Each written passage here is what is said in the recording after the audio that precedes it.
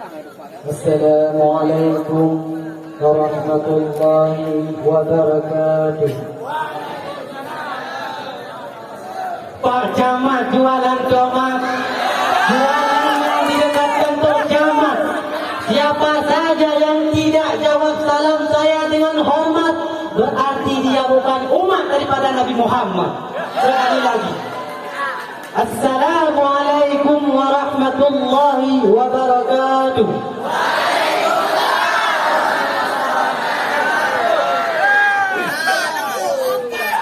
Alhamdulillah, alhamdulillahi rabbil alamin, wa bihi nasta'in ala umuri dunya waddin.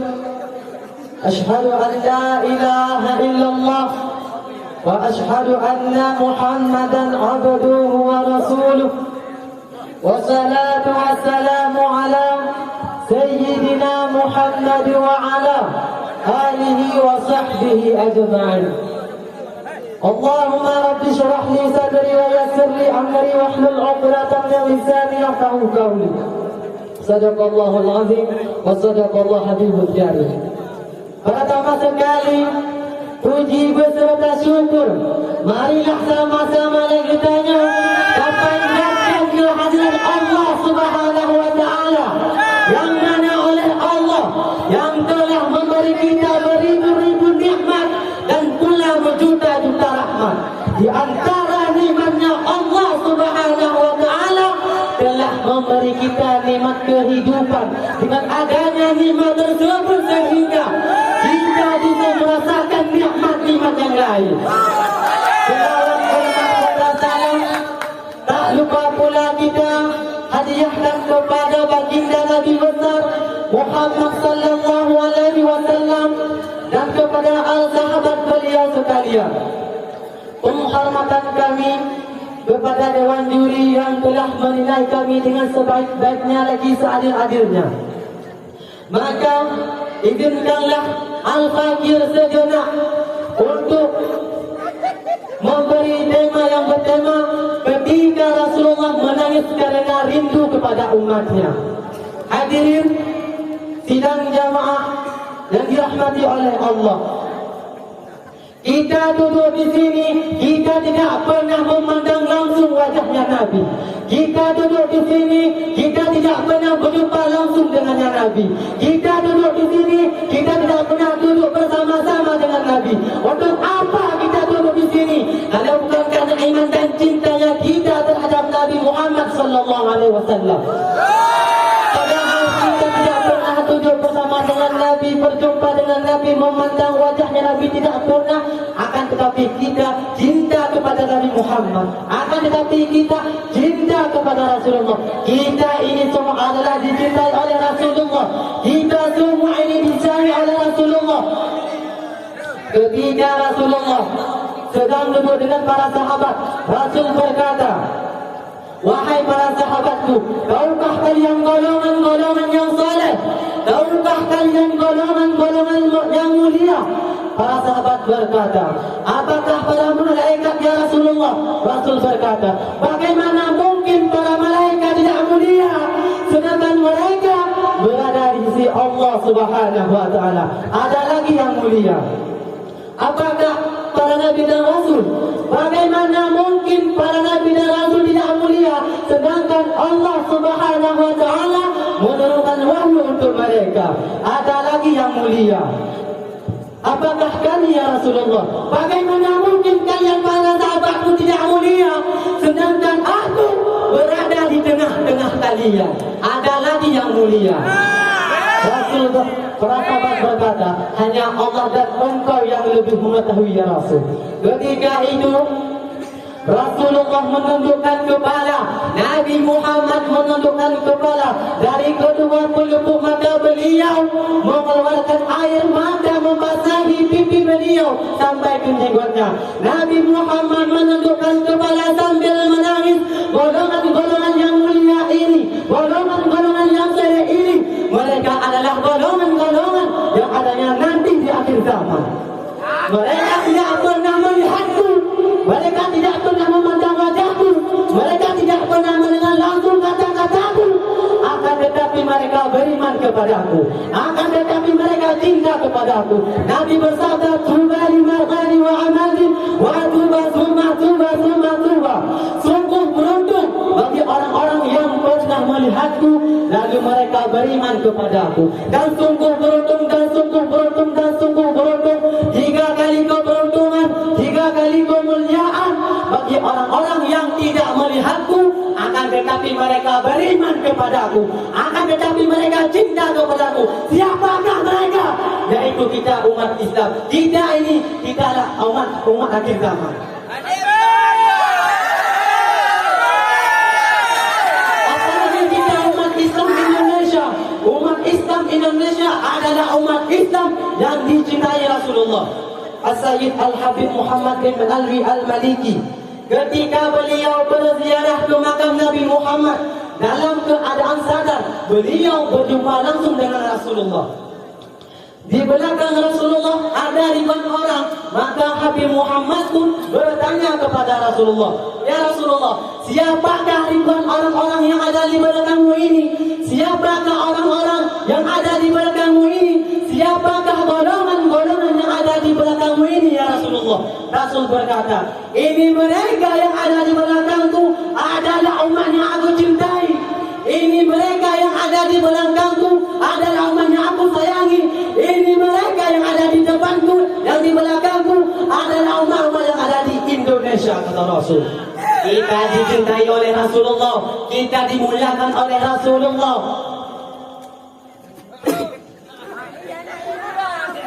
Hadirin dan hadirat, para dewan juri yang kami muliakan, Allah berfirman dalam surat At-Taubah ayat 128 yang berbunyi, laqad ja'akum rasulun min anfusikum azizun 'alaihi ma 'anittum harisun 'alaikum bil mu'minina raufur rahim. Hai sekalian manusia, yang kaya, yang miskin, yang muda, yang tua, mulai pejabat sampai rakyat, ulama sampai umat, hai sekalian manusia, laqad ja'akum, telah datang kepada kalian rasulun min anfusikum, utusan Allah dari golongan kalian manusia, azizun 'alaihi ma 'anittum, sungguh berat baginya penderitaan yang kau alami, sungguh berat baginya kesusahan yang kau alami.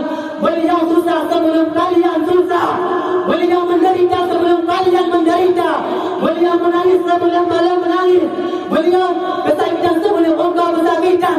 Azizun 'alaihi ma 'anittum harisun 'alaikum, beliau menjaga kalian, beliau menjaga akidah kalian, keyakinan kalian, salat kalian, syariat kalian, agama kalian, agar kalian tidak menyimpang, agar kalian tidak tersesat, agar kalian tetap berada di jalannya Allah Subhanahu wa ta'ala.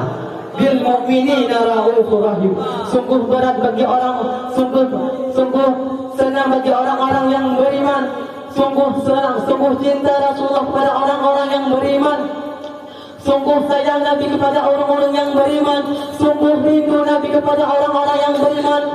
Beliau mencintai sebelum engkau mencintainya, beliau menyayangi sebelum engkau menyayanginya, beliau mencintai sebelum engkau menyayanginya. Siapakah beliau? Beliau adalah seorang manusia yang mengorbankan jiwanya, mengorbankan nyawanya, mengorbankan darah dan hartanya demi kita sebagai umat. Beliau kepanasan, kedinginan, 3 hari 3 malam tidak makan, mengganjal perut beliau dengan sebongkah batu di perut beliau. Perut Nabi berbunyi, kelaparan bukan untuk dirinya, kelaparan bukan untuk anaknya, kelaparan bukan untuk keluarganya, akan tetapi kelaparan untuk kita sebagai umat. Beliau adalah seorang manusia yang pernah pipinya tertusuk sampai tembus sebelah demi kita sebagai umat. Beliau adalah seorang manusia yang pernah wajahnya dilempari kotoran demi kita sebagai umat. Lupakah kalian dengan air mata beliau yang menetes setiap malam demi kita sebagai umat? Lupakah kalian dengan darah beliau yang suci menetes demi kita sebagai umat? Ketika Rasulullah berada di kota Taif, penduduk kota Taif melemparkan batu kepada Rasulullah, maka keluarlah darah. Ketika itu darah keluar, Nabi tampung darahnya, Nabi tampung. Para sahabat berkata, Ya Rasulullah, kenapa kau tampung darahmu ya Rasulullah? Rasul berkata, andaikan darahku jatuh di atas penduduk kota Taif, sungguh semua penduduk kota Taif akan ditenggelamkan oleh bumi, sedangkan mereka adalah umatku. Lihat gimana kasih sayang Nabi kepada kita. Tapi kita sebagai umat tidak tahu diri. Kita sebagai umat meninggalkan ajarannya. Kita sebagai umat meninggalkan sunnahnya. Kita sebagai umat semakin hari semakin jauh darinya, meninggalkan syariatnya, meninggalkan sunnahnya, meninggalkan pakaiannya, meninggalkan kepribadiannya, meninggalkan akhlaknya, meninggalkan Al-Qurannya.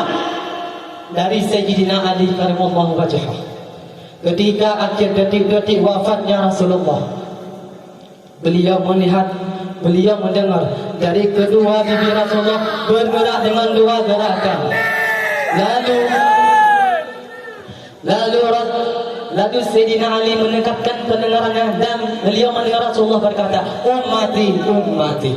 Ketika nama Rasulullah akan dicabut, Rasulullah berkata kepada Jibril, wahai Jibril, aku tidak puas meninggalkan umatku. Aku tidak mau meninggalkan umatku dalam keadaan belum diberi jaminan oleh Allah. Wahai Jibril, sampaikan kepada Allah, aku tidak minta jaminan untukku. Aku tidak minta jaminan untuk anakku. Aku tidak minta jaminan untuk keluargaku. Aku hanya minta jaminan untuk umatku. Wahai Jibril, sampaikan kepada Allah. Maka Jibril pergi kepada Allah dan Jibril berkata, ya Allah, kekasihmu Muhammad meminta jaminan kepada umatnya. Allah berkata, wahai Jibril, sampaikan kepada kekasihku Muhammad, aku tidak menghinakan umat Muhammad. Kemudian ditarik lagi nyawanya Rasulullah. Maka Rasulullah berkata kepada Jibril, wahai Jibril, apakah seperti inilah rasa sakit ketika dicabut nyawa? Israel berkata, iya ya Rasulullah, seperti inilah rasa sakit ketika dicabut nyawa. Ketika itu Rasulullah menangis. Rasulullah bermohon kepada Allah, ya Allah, biar aku menanggung seluruh sakratul mautku ya Allah. Biar aku menanggung seluruh beban sakratul mautku ya Allah. Aku nabi mereka, aku pemimpin mereka. Biar aku menanggung seluruh sakratul mautku ya Allah. Mereka tidak akan sanggup, mereka tidak akan kuat. Biar aku menanggung seluruh sakratul mautku ya Allah. Nabi berkorban di saat detik terakhir nafasnya, tidak memikirkan rasa sakitnya, tidak memikirkan rasa pedihnya, tidak memikirkan rasa beratnya. Beliau hanya memikirkan nasib kita sebagai umat.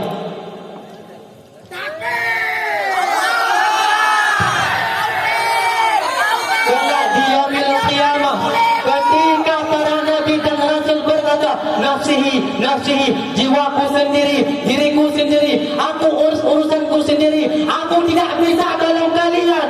Ketika para nabi dan rasul berkata, aku tidak bisa tolong kalian, Rasulullah ibni Abdillah Nabi Muhammad berlutut kepada Allah. Nabi Muhammad bermohon kepada Allah, ya Allah, aku tidak minta pengampunan untuk diriku, aku tidak minta pengampunan untuk anakku, aku tidak minta pengampunan untuk istriku, untuk keluargaku.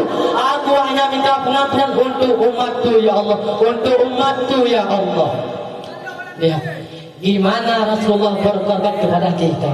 Apa yang telah kita lakukan untuk Nabi Muhammad? Sudahkah kita mengorbankan dua kaki kita untuk melangkah ke tempat yang diridhai oleh Nabi? Sudahkah kita mengorbankan dua tangan kita untuk memberi makan golongan-golongan yang dicintai oleh Nabi? Sudahkah kita mengorbankan mata kita untuk melihat sesuatu yang disukai oleh Nabi? Sudahkah kita mengorbankan lidah kita untuk mendakwakan mensuarakan syariat Nabi? Kita masih belum bisa membalas jasa-jasa Nabi Muhammad, dan kita tidak akan pernah bisa membalas jasa-jasa Nabi Muhammad sallallahu alaihi wasallam.